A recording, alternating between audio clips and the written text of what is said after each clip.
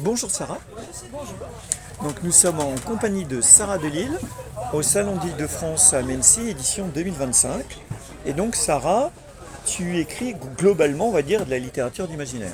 Exactement, c'est ça, un peu dans tous les genres de l'imaginaire, de la fantaisie post-apo, de la fantaisie médiévale, de la science-fiction. J'ai même une anthologie de nouvelles, alors que j'ai une seule nouvelle sur le thème du roman noir appliqué à des univers de l'imaginaire. Ouais. C'est mes deux derniers. Il en a fait beaucoup. Oui, après une pause micro, nous reprenons.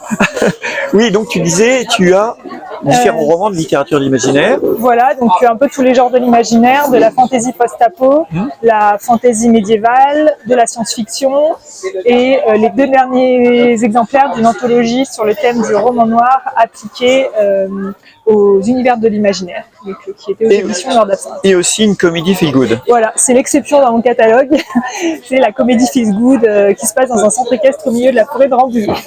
D'accord.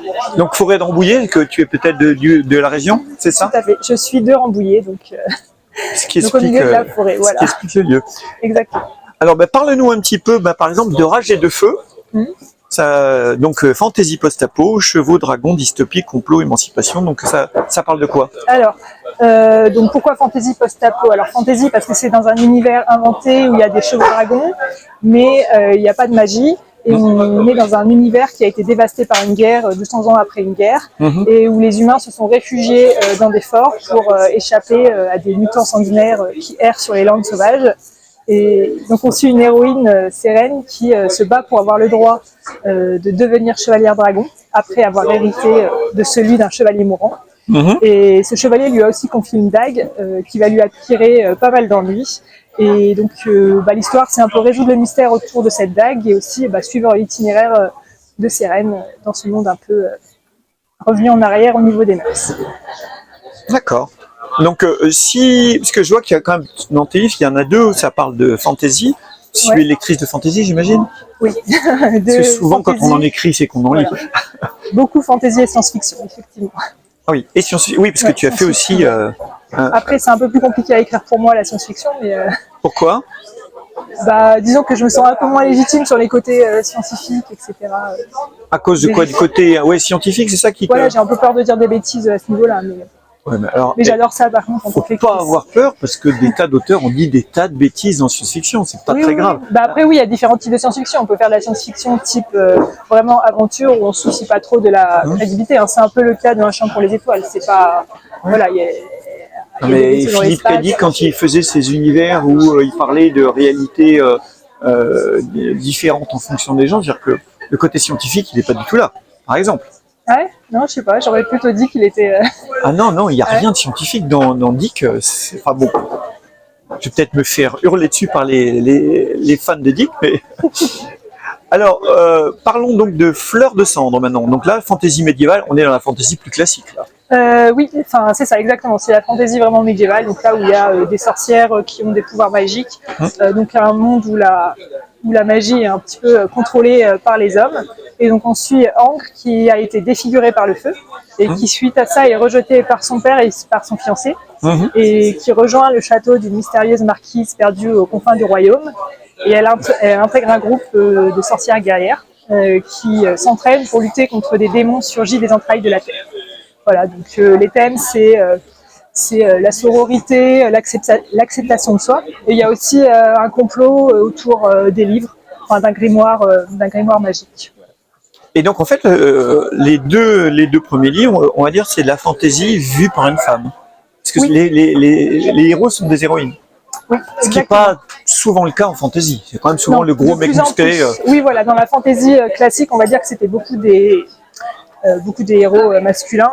Après, maintenant, c'est en train de changer. Il y a de plus en plus de femmes qui écrivent de la fantaisie. Donc maintenant, surtout dans le young adulte, il y a beaucoup d'héroïnes féminines, de personnages principaux féminins. Voilà. Et puis moi, j'écris souvent des livres assez féministes. Enfin, c'est sous-tendu par des idées assez féministes. Donc voilà, c'est ce qui me plaît aussi. Oui, non, mais c'est très bien. Il faut ne pas hésiter à le dire. Je me rappelle une interview que j'ai faite d'une autrice qui était qui parlait notamment du lesbianisme. Non, donc j'ai demandé, elle n'est pas non plus. Et elle m'a dit oui, mais moi je suis lesbienne, je l'affirme et je le défends. Ben, voilà, il faut aussi dire ce qu'on est et ce qu'on défend, c'est très bien. Et, Je suis une femme, je l'affirme. ben oui, voilà, exactement. Et c'est très bien comme ça, et c'est bien aussi qu'on ait une fantaisie avec des femmes qui soient là et qui montrent un autre aspect de ce monde-là. Ouais. Alors, un chant pour les étoiles. Donc là, on est dans la SF.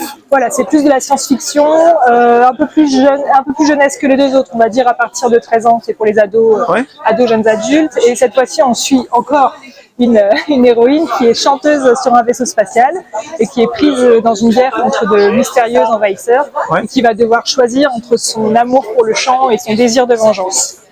Voilà, suite à une attaque terrible. Très bien. Très, très bien. Et puis alors, passons au vilain petit canard, je plaisante là.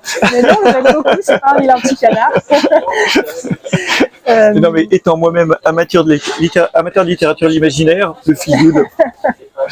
Oui, donc c'est une comédie feel good avec un peu de romance aussi, Ouais. donc qui se passe dans un centre équestre au milieu de la forêt d'Ambouillé, avec des poneys qui ont des noms un peu rigolos, un faisan terrible dans la forêt, voilà, donc c'est très inspiré d'anecdotes que j'ai moi-même vécues quand j'avais un cheval qui était dans un centre équestre. Ah oui, donc vous faites de l'équitation. Oui, enfin j'en Ah, ok. faisais plus trop Ok, maintenant, ok. mais... Oui, mais bon, il y a un vrai passé par rapport à ça, donc c'est bien. Et enfin, l'anthologie donc, qui s'appelle Noir, parce que le Oui. titre n'est pas très lisible. C'est ça, c'est noir. Donc en fait là j'ai une seule nouvelle dans cette anthologie. J'ai répondu à un appel à texte d'une maison d'édition qui s'appelait Noir d'Absinthe, qui a fermé depuis. D'accord. Donc, sur le thème du roman noir appliqué aux univers de l'imaginaire. Voilà, donc dedans j'ai une nouvelle qui s'appelle Licorne. Et il n'y a pas du tout de paillettes ni d'arc-en-ciel. Voilà, c'est très sombre. En accord avec le thème. Oui, c'est mieux. C'est mieux que ça soit un peu en accord quand même. Et alors, et sinon, qu'est-ce qui vous a amené à l'écriture? Vous pouvez me dire, par exemple, si vous avez des auteurs ou autrices d'ailleurs, hein, Ouais. qui vous ont amené à écrire, parce que souvent quand on écrit, c'est qu'on a lu. Alors, j'ai toujours aimé lire et écrire. On va dire que l'autrice qui m'inspire le plus, on va dire dans ce que j'écris, parce que souvent j'écris en me concentrant sur un personnage, c'est Robin Hobb avec l'Assassin Royal. Bonne référence. Voilà, donc ça c'est vraiment le monument incontournable pour moi. Ouais. Je pense que ça se ressent un peu dans la façon dont je traite les personnages, etc., où c'est souvent la voix intérieure qui est prise en compte.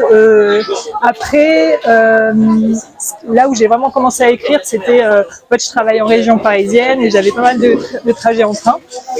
Et en fait, j'ai commencé à écrire sur mon téléphone. Enfin, j'avais un peu du mal à trouver du temps pour écrire. Et quand j'ai commencé à écrire sur mon téléphone dans le train, Comment on fait pour écrire sur son téléphone? on prend une application de texte, Ouais. par exemple Google Docs, pour pas faire de pub à Google, et on écrit son texte et après on le remet en forme et on le remet sur le PC.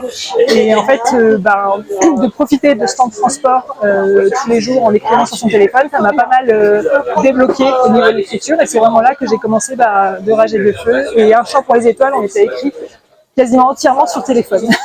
Ah oui, c'est original, c'est la première fois que j'entends parler de ça. Et en fait, là, j'avais vu que c'était au début du lancement de Wattpad, en fait, la plateforme d'écriture en ligne. J'avais vu qu'il y avait des autrices qui écrivaient sur téléphone. Ça m'avait donné l'idée. Et même si je ne lis pas sur Wattpad, ça m'avait donné cette idée. Ah oui, non mais voilà, mais c'est intéressant parce qu'effectivement, je n'avais jamais entendu parler de ça. Je suis sans doute trop vieux pour ça. Et donc la suite, ça va être quoi? La suite, alors, en septembre, je vais publier un roman de fantasy spatiale en auto-édition cette fois-ci. Et donc, ça s'appelle Cavalière du Néant.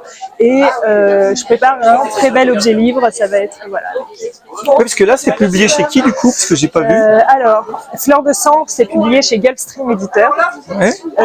De Rage et de Feu, c'est en auto-édition. Il a d'abord été publié par Nanachi Édition et après j'ai repris les droits. Ouais. Un chant pour les étoiles, c'est Nanachi Édition. Et Un brin de foin, un brin de toit, c'est de l'auto-édition.